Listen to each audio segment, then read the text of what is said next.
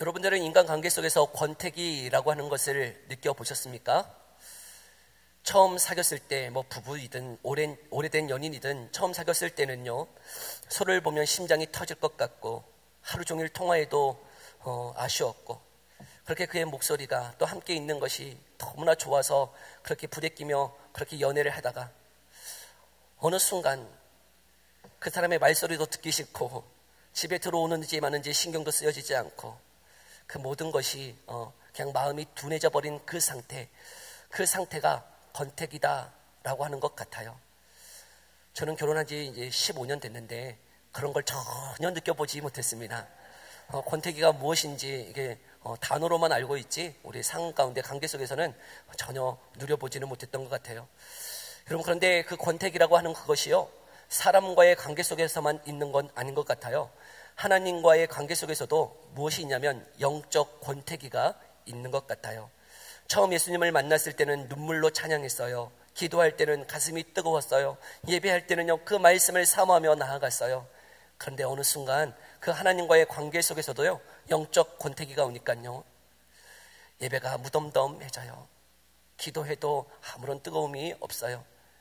찬양해도요, 마음에 감동이 없는 그런 영적 권태기가 찾아오더라는 것이죠. 그런 영적 권태기를 오늘 본문의 말씀은 6절 이렇게 고백하고 있네요. 함께 읽어볼까요? 뭐라고 말씀하고 있는지 함께 읽어봅시다. 시작. 만일 우리가 하나님과 사귐이 있다 하고 어둠에 행하면 거짓말을 하고 진리를 행하지 아니함이거니와. 아멘. 우리가 지난주 요한일서 1장 1절에서 4절의 말씀을 살펴보았지만 생명이 누구시라고요?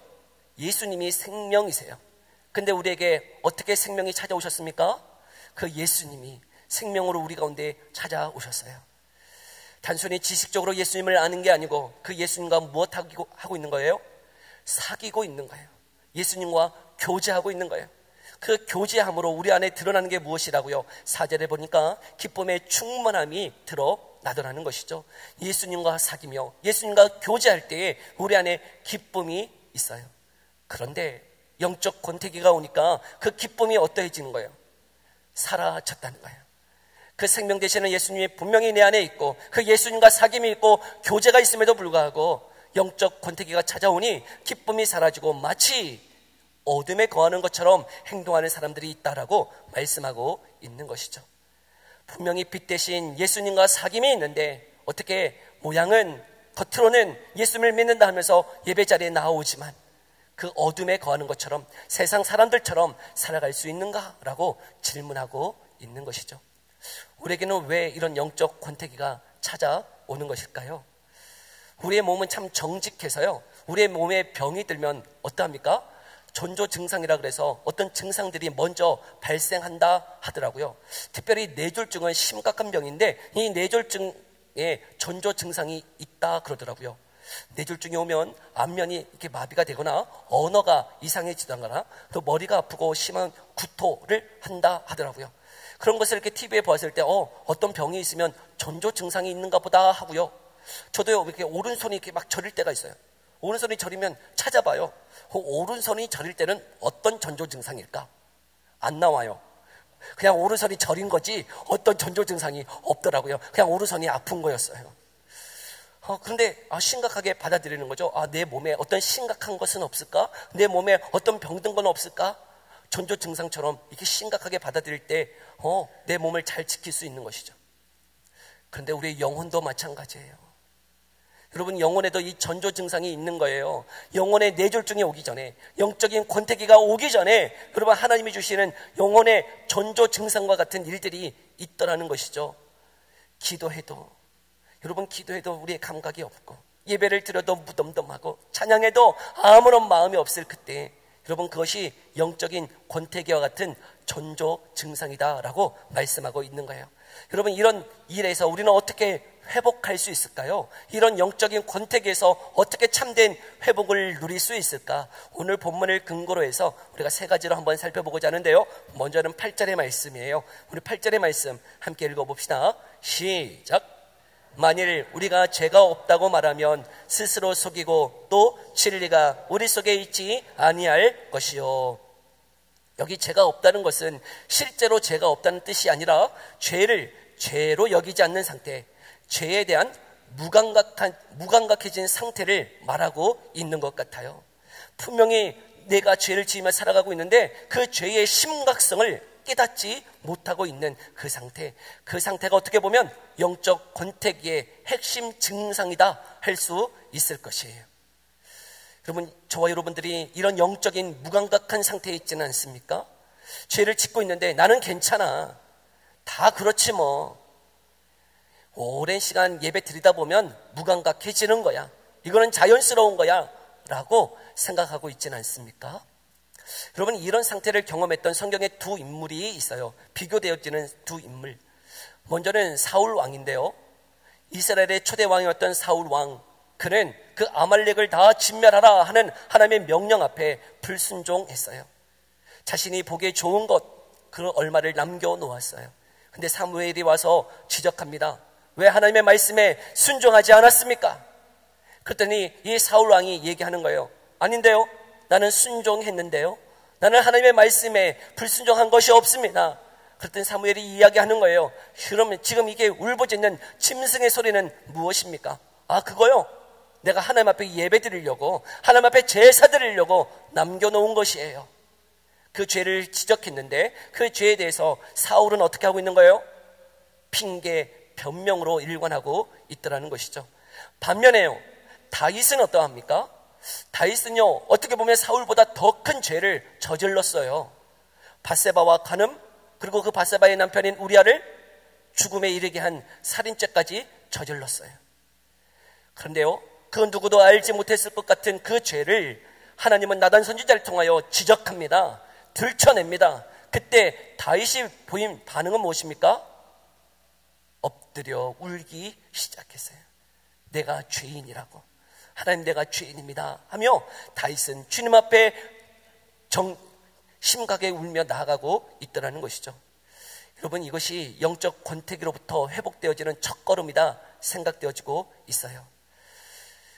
우리 앞에 죄 없는 사람 있습니까? 하나님 앞에 죄 없는 사람 있어요?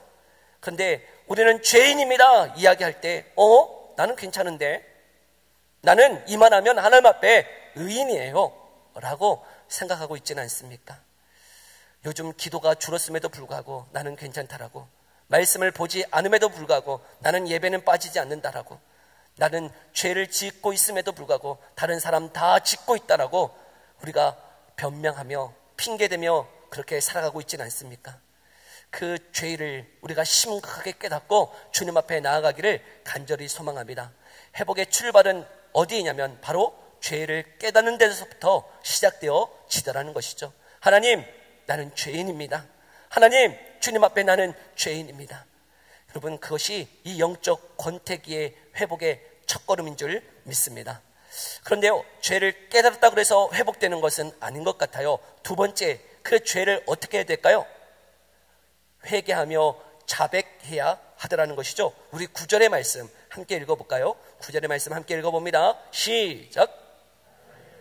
우리 죄를 자백하면 그는 미쁘시고 의로우사 우리 죄를 사하시며 우리를 모든 불의에서 깨끗하게 하실 것이요. 우리의 죄를 어떻게 해야 된다고요? 자백하는 것이에요. 우리의 죄를 고백해야 되는 것이에요. 그때 참된 회복이 있더라는 것이죠. 그런데 이 9절에 참 특이한 표현이 있어요. 우리가 우리 죄를 자백하면, 지금 죄를 지은 것은 누굽니까? 나인데 나의 죄를 자백하면 이라고 고백하지 아니하고 지금 어떤 단어를 사용하고 있어요? 우리라고 하는 단어를 사용하고 있어요. 요한 1서는 이 우리라고 하는 공동체적인 이 관심을 갖고 있더라는 것이죠. 다르게 얘기하면 그 죄를 지었다라고 할 때 죄를 누구에만 지은 거냐면 하나님께만 지은 게 아니라는 거예요. 누구에게도 지은 거예요? 공동체적인 죄도 있음을 함축하여 표현하고 있는 것이죠. 우리의 죄를 자백한다라고 할 때 하나님께만 내 죄를 고백했다고 끝나는 게 아니고 사람과의 관계 속에서 지어진 죄들이 있다면 그 죄들도 어떻게 해야 되는 거예요? 먼저 회개하고 먼저 미안하다, 용서를 구해야 한다라고 말씀하고 있는 것이에요. 예수님이요, 마태복음 5장에 이렇게 말씀하고 있어요. 우리 마태복음 5장 23절 24절의 말씀인데요, 함께 읽어볼까요? 시작. 예물을 제단에 드리려다가 거기서 내 형제에게 원망 들을 만한 일이 생각나거든 예물을 제단 앞에 두고 먼저 가서 형제와 화목하고 그 후에 와서 예물을 드리라. 아멘. 하나님 앞에 예배를 드리는데 형제와 불편한 관계가 있다. 그럼 원망 들을 만한 일이 생각나거든 너는 예배 드리는 거 잠시 멈추고 먼저 무엇 하라고요? 형제와 화목하고 와서 하나님 앞에 예배 드려라 라고 말씀하고 있더라고요. 하나님 앞에 예배 드리는 것이 먼저인 것 같은데 여러분, 하나님은 사랑과의 관계 속에서 먼저 화목하고 와서 하나님을 예배하라고 말씀하고 있네요. 도대체 왜 이렇게 말씀하시는 것일까요? 요한일서 4장 20절에 우리가 보는 이 요한일서 4장 20절에 이렇게 말씀하고 있네요. 우리 함께 읽어볼까요? 시작. 하나님을 사랑하노라 하고 그 형제를 미워하면 이는 거짓말하는 자니 보는 바 그 형제를 사랑하지 아니하는 자는 보지 못하는 바 하나님을 사랑할 수 없느니라. 눈에 보이는 형제도 사랑하지 못하는데 눈에 보이지 않는 하나님을 어떻게 사랑한다 말할 수 있겠느냐? 하나님을 진정으로 사랑하는 자는 누구를 사랑하는 거예요? 내 형제를, 눈에 보이는 형제를, 내 이웃을 사랑한다라고 말씀하고 있는 것이죠. 여러분, 하나님과의 관계가 권태기에 있습니까?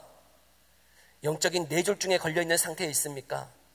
여러분, 하나님과의 관계라기보다는요, 때로는 사람과의 관계 속에서 원망과 나눔과 미움과 시기와 분노가 있을 때에 하나님과의 관계도 막힐 때가 많이 있더라는 것이에요. 여러분, 하나님과의 관계가 회복되기를 원하십니까? 그렇다면 먼저 사람과의 관계 속에서 내가 어떤 마음 상태에 있는지를 먼저 점검하십시오. 예수님이요, 마태복음 25장 40절에 이렇게 말씀하시네요. 함께 읽어볼까요? 함께 읽어봅니다. 시작. 임금이 대답하여 이르시되 내가 진실로 너희에게 이르노니 너희가 여기 내 형제 중에 지극히 작은 자 하나에게 한 것이 곧 내게 한 것이니라 하시고. 여러분, 사람 작은 자, 천해 보이는 그 사람에게 한 것이 곧 누구에게 한 것이라고요? 하나님께 한 것임을 말씀하고 있어요. 인간 관계와 하나님과의 관계가요, 다르지 않다는 것이에요. 하나님과의 관계가 불편하십니까? 막혀 있는 것 같습니까? 여러분, 혹시 사람과의 관계 속에서 불편한 것은 없습니까? 막힌 것은 없습니까? 여러분, 그 관계를 회복할 수 있는 저와 여러분 되기를 간절히 소망합니다. 우리의 죄를 그 관계 속에서 회복하고 나아갈 때 여러분, 하나님과의 관계도 회복되어지는 줄 믿습니다.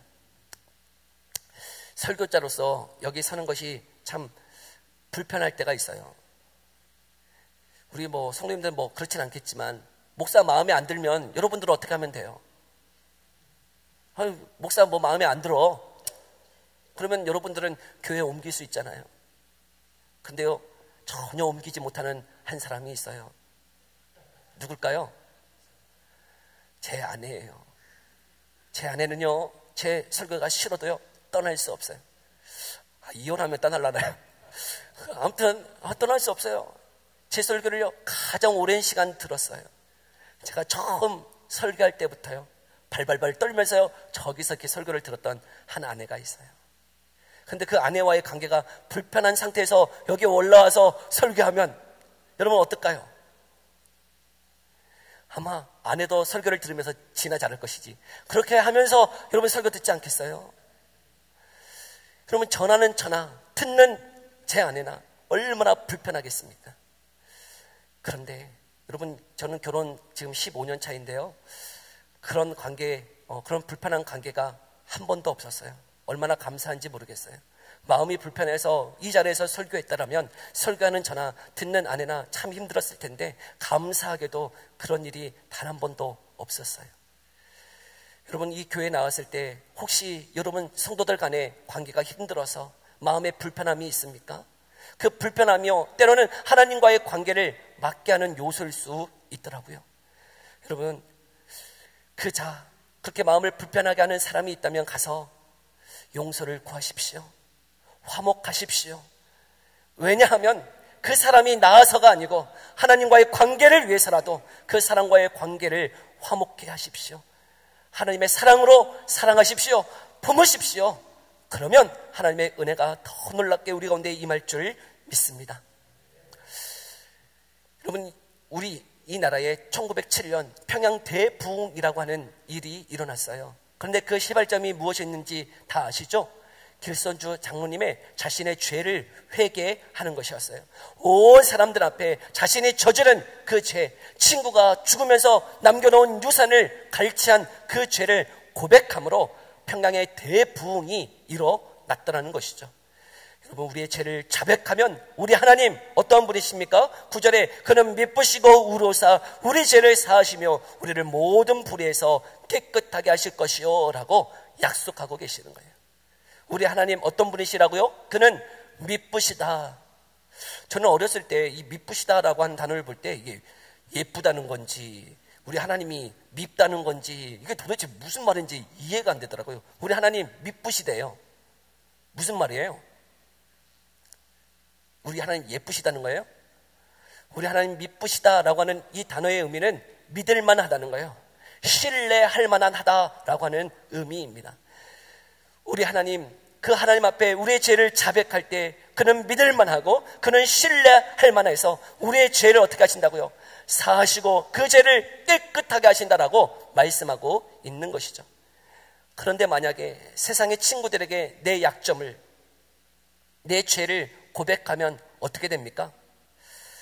때로는 믿을 만한 친구여서 내 죄를 이렇게 이야기했는데 너만 알아? 하고 내 죄를 고백했는데요, 며칠이 지나지 않아서 온 친구들이 다 알아요. 온 세상 사람들이 다 알아. 분명히 내가 신뢰할 만해서, 내가 믿을 만해서 고백했는데 온 세상 사람들이 다 알만한 그 내 약점이 되어지더라는 거죠. 그러나 우리 하나님은 어떤 분이시라고요? 정말 믿을 만하다고요. 정말 신뢰할 만하다라고 말씀하고 있어요. 그래서 그 하나님의 앞에 우리의 죄를 자복하면 다른 사람한테 안 알려요. 여러분, 우리의 죄를 가지고 우리를 약점 잡아서 우리를 넘어뜨리지 아니하신다라고 말씀하고 계세요. 우리의 죄를 어떻게 하신다고요? 용서해 주세요. 우리의 모든 죄를 용서하시고 깨끗하게 하시고 우리를 일으켜 세우신다라고 약속하고 계시더라고요. 여러분, 그 놀라운 하나님의 은혜가 저와 여러분 가운데 있기를 간절히 소망합니다. 그 죄를 깨닫고 그 죄를 자백하면 그는 미쁘시사, 그는 의로우시사 우리를 깨끗하게 하시고 우리를 서게 하시는 하나님이신 줄 믿습니다. 믿으십니까? 아멘이에요. 그러면 회복이 일어나는가? 아니요, 마지막 한 가지를 우리에게 더 말씀하고 있네요. 우리 10절의 말씀 함께 읽어볼까요? 10절의 말씀 함께 읽어봅니다. 시작. 하나님을 거짓말하는 이로 만드는 것이니 또한 그의 말씀이 우리 속에 있지 아니하리라. 아멘. 우리의 죄를 깨닫고 우리의 죄를 자백하면 회복이 일어나는 것 같은데 더 중요한 게 있는 것 같아요. 우리 속에 무엇이 거해야 합니까? 하나님의 말씀에 그 중심되는 삶이 회복되어져야 함을 말씀하고 있더라고요. 분명히 죄를 깨달았어요. 그리고 죄도 자복했어요. 회개했어요. 그런데 여전히 그 하나님의 말씀이 내 삶에 중심되지 아니할 때 어떤 일이 벌어지는 거예요? 여전히 넘어지더라는 거예요. 여전히 영적 컨택에 또 빠져가더라는 것이죠. 중요한 게 무엇입니까? 하나님의 말씀이 내 삶의 중심에 바르게 자리 잡아야 됨을 말씀하고 있더라고요. 사도행전 5장에 보면 아나니아와 삽비라라고 하는 인물을 이야기하고 있어요. 그 인물은 참 믿음이 대단한 것 같아요. 왜냐하면 자신의 밭을 팔아서 그 밭의 모두를 하나님 앞에 헌금하고자 했습니다. 가난한 자를 위해서 자신의 모든 밭을 팔아 하나님 앞에 헌금하려고 했는데 밭을 팔고 나니까, 돈을 받고 나니까 무슨 마음이 드는 거예요? 다 드리려고 했는데 마음에 갈등이 시작되었어요. 다 드리기에는 조금 아깝다. 조금 일부를 감추고 나머지를 드렸네요. 여러분, 나머지를 드렸는데 어떤 일이 벌어졌어요? 하나님의 심판이 그 아나니아와 삽비라 가정 가운데 임했어요. 왜 임했을까요? 여러분, 왜 아나니아와 삽비라가 죽임을 당했을까요? 첫 번째, 일부를 감춰서. 두 번째, 거짓말해서. 무엇일까요? 이 아나니아와 삽비라가 자신의 밭을 팔고 하나님 앞에 헌금할 때 그 동기가 무엇이었을까요? 왜 그렇게 했을까요? 그 앞절에 보면 바나바라고 하는 인물을 소개하고 있어요. 바나바가 먼저 밭을 팔고 그 모든 소유를 누구께 드렸어요? 하나님께 드렸네요. 그러므로 인한 성도들의 칭찬, 성도들의 존경을 받았어요. 그것을 보자 아나니아와 삽비라도 어떻게 하고 싶은 거예요? 나도 밭을 팔아서 그 성도들의 칭찬, 성도들의 존경 받고 싶었던 것 같아요. 그래서 헌금을 드리려고 하는데 어떤 거예요? 다 드리기는 너무 아까워서 일부를 감추고 드리면서 뭐라고 얘기했어요? 이것이 밭을 판 전부입니다 라고 이야기했어요. 전부라고 얘기하지 않았다면, 아니 일부를 드립니다 라고 하면 될 거 아니에요. 왜 전부라고 얘기한 거죠? 일부 드리면 하나님이 안 받으시나요? 하나님 받으셔요. 여러분 밭을 팔아서 다 드려야 하나님 받으시고 일부 드리면 하나님이 안 받으세요? 아니요. 그 마음을 받으시는 거죠. 그 중심을 받으시는 거예요. 일부여도 하나님 기뻐 받으세요. 그런데 일부를 드리면서도 그 마음에는 뭘 드린다라고 얘기하고 있는 거예요. 전부를 드린다 하면서 뭘 보고 있는 거죠? 하나님을 보는 게 아니고 누구를요? 사람들의 시선이요, 나의 체면이요, 그 사람들의 존경을 받고 싶은 마음의 중심이 하나님께 있지 아니하고 사람을 향하고 있을 때 하나님의 심판이 그 가정 가운데 임하더라는 것이죠. 하나님의 말씀이 우리의 삶의 중심에 없을 때 우리는 우리의 체면, 내 의무감 때문에 신앙생활을 할 경우가 너무나 많다라는 것이에요. 참된 이 영적 권태기에서의 회복은 다른 게 아니에요. 하나님의 말씀이 우리의 삶의 중심에 바르게 자리 잡을 때에 이 영적 권태기로부터 회복이 일어나는 줄 믿습니다. 우리 시편 119편 105편에 이렇게 말씀하고 있어요. 주의 말씀은 내 발의 등이요 내 길의 빛이니이다. 여러분, 하나님의 말씀이 내 삶의 빛이요 진리 되어져서 그 말씀 앞으로 나아가기를 소망합니다. 여전히 예배 드리지만 여러분, 우리의 심령이 아무런 반응이 없습니까? 기도하지 않고 일주일 동안 기도하지 않고 살아가도 그냥 괜찮으시세요?